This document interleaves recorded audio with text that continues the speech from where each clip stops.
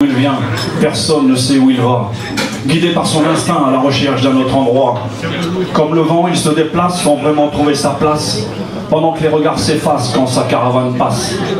La société l'a condamné parce qu'il veut garder sa liberté, garder les traditions d'une population en voie de disparition, respecter un héritage, rester simplement un enfant du voyage. Les gadjos l'appellent le gitan, le manouche, le voyageur, des mots qui dans leur bouche riment souvent avec voleur. Pourtant il chine ou vit de petits boulots, mais cette image négative lui colle à la peau, toujours victime de mots d'irago, voleur de poules, fauteur de troubles. Ses ancêtres avaient déjà subi cette discrimination, depuis des siècles elle a suivi toutes les générations. Comment oublier les contrôles d'identité répétés, quand on est d'une famille où on est français depuis des centaines d'années? D'ailleurs, qui sait que son arrière-grand-père a été torturé et déporté à la dernière guerre? Aucune commémoration, aucun monument pour ce fils de la nation qui malheureusement n'était qu'un gitan. Les politiciens de tous bords se foutent bien de son sort, car sur l'échiquier électoral, sa communauté représente que dalle. Des lois sont votées mais jamais appliquées. Les maires préfèrent être sanctionnés que de faire des airs ou stationner. De toute façon, même sur un terrain aménagé, sans raison, il sait que demain il devra dégager.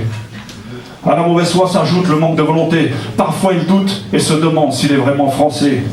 Considéré moins qu'un étranger dans son propre pays, montré du doigt, regardé avec mépris, sous l'œil indifférent de toutes ces associations qui soi-disant luttent contre la discrimination. Journaux, radio, télévision, pas une minorité n'est traitée de cette façon. Au moindre dérapage, ils placardent en première page, issus de la communauté des gens du voyage. Leur modérateur me modère à tort, mais ne modère pas leur modérateur, dévastateur. Face au rejet, à l'exclusion, sa vie est un pile ou face, sans illusion. Alors il se replie dans sa communauté pour retrouver un peu d'humanité, autour d'un feu en famille, au milieu des campings, où les guitares sortent de leur bouche, les notes d'histoire de la musique manouche, puis des flamencos qui enflamment la place. Ici, sans état d'âme, on passe de Django à Manitas.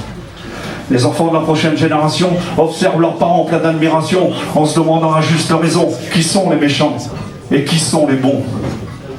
Ô France, mon pays, ma patrie, connais-tu ma souffrance, toi qui me renies? Les fondements de ta République, tu les appliques à un autre public.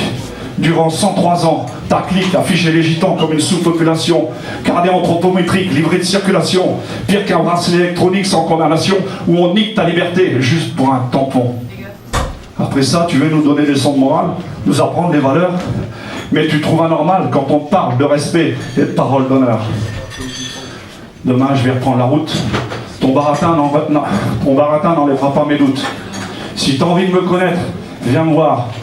Même la nuit, ma porte est grande ouverte. Je saurai te recevoir. Pour l'instant, excuse-moi, je suis obligé de te laisser. Les clistés sont en train de me contrôler. Allez, la chaudrome les gadgets.